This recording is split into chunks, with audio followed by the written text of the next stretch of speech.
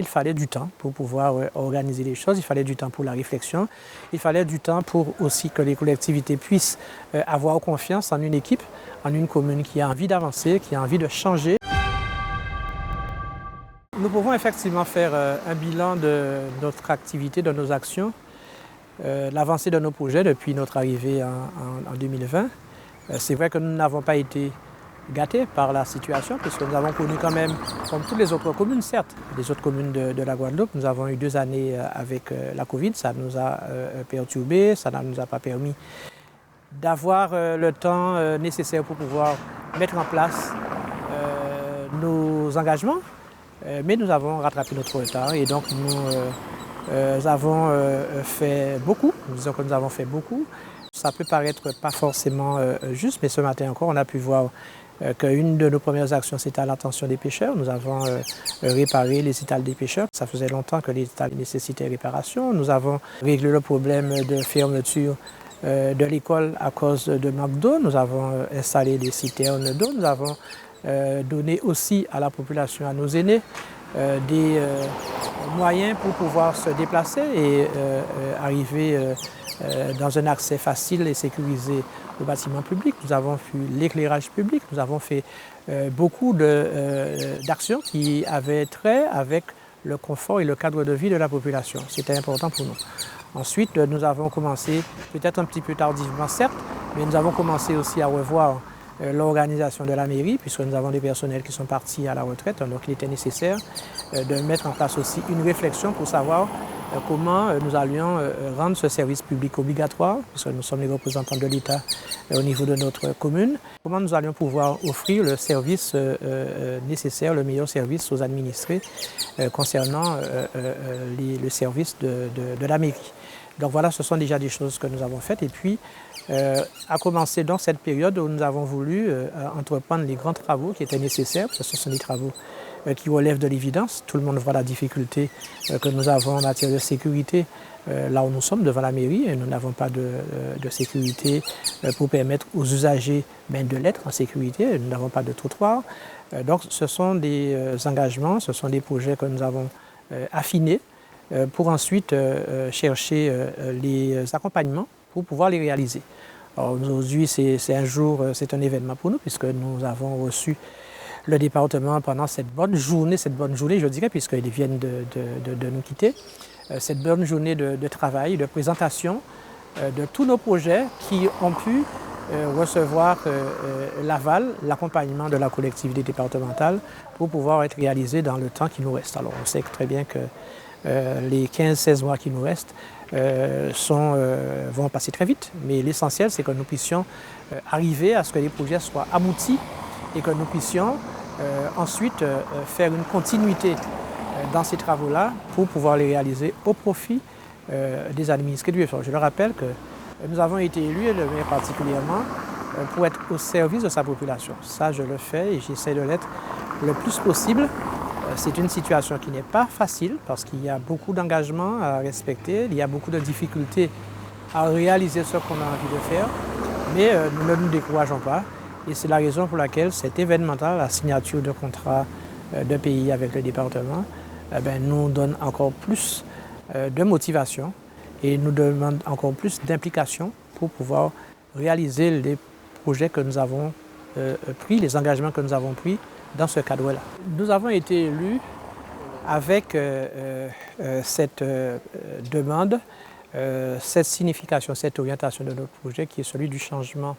Il y a des choses qu'il faut changer à Vieux-Fort pour que le citoyen de Vieux-Fort soit à égalité de chance, j'allais dire, mais oui, avec les autres administrés de la Guadeloupe.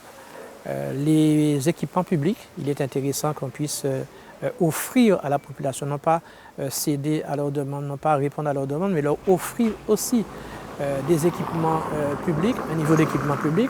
Nous avons mis en place des projets qui sont liés à la situation particulière de notre population. Nous avons une population avec une forte proportion d'aînés et les aînés ont besoin d'aide. Nous avons parlé aujourd'hui, nous avons vu du portage de repas à domicile pour ces aînés. Nous avons parlé de l'activité culturelle qui nécessite un support qui nécessite un accompagnement, qui nécessite véritablement des actions pour que le public et les Vieux-Fortins puissent sentir effectivement qu'il y a une animation culturelle dans ce domaine-là dans leur commune. Ça, c'est important. L'aide aux associations aussi, parce que la vie associative aussi a besoin d'un accompagnement, a besoin d'être redynamisée. Et donc, c'est aussi une de nos préoccupations.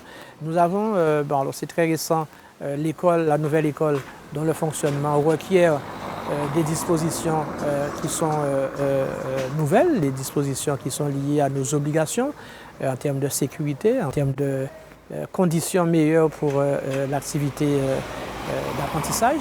Ce sont des éléments et nous avons surtout aussi besoin, comme on l'a constaté là tout à l'heure, que les infrastructures portuaires répondent aux besoins des pêcheurs avec une reprise, une réparation de tous les dégâts successifs que nous avons eus avec Philippe, avec Fiona Dia d'abord, avec Philippe, avec Tammy et puis dernièrement avec Beryl. Donc ce sont des projets, il y en a d'autres bien sûr, concernant les associations des brodeuses. Nous avons un projet, on en a discuté encore aujourd'hui. Ce n'est pas normal que depuis 2014, nous n'ayons pas encore trouvé une solution pour les brodeuses qui sont encore hébergées au niveau de la mairie. Il faut impérativement que les brodeuses puissent avoir un espace qui soit dédié et fonctionnel pour leur activité d'artisanat. Nous sommes en train de réfléchir aussi. Notre éligibilité au dispositif Village d'avenir nous permettra et nous permet d'envisager dans un temps très court, nous espérons, une solution pour un local des brodeuses.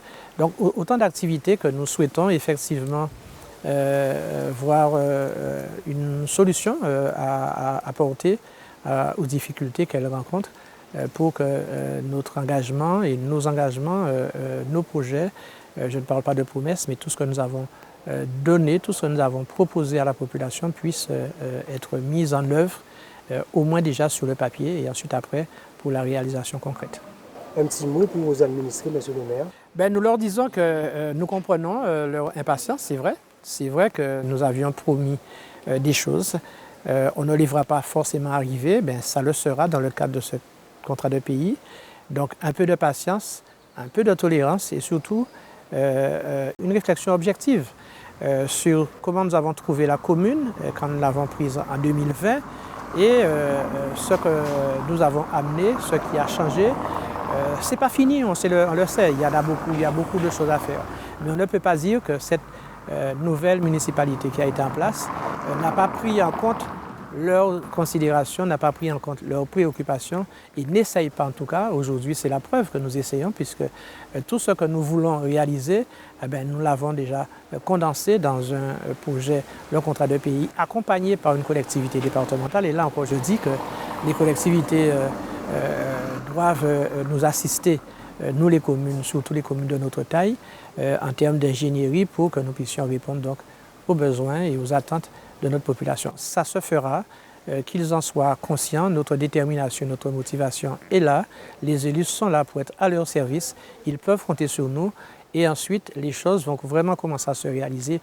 Alors pas pour des raisons politiques, c'est la période effectivement, on sait qu'on est dans une fin de période de mandature, mais tout simplement il fallait du temps pour pouvoir organiser les choses, il fallait du temps pour la réflexion, il fallait du temps pour aussi que les collectivités puissent avoir confiance en une équipe, en une commune qui a envie d'avancer, qui a envie de changer sa façon de faire, sa façon d'être vue, sa représentation. Nous sommes dans ce contexte-là et nous allons continuer donc tout ce que nous avons commencé comme effort et pour les concrétiser sur le terrain de façon à ce que la population voit les choses, voit les changements.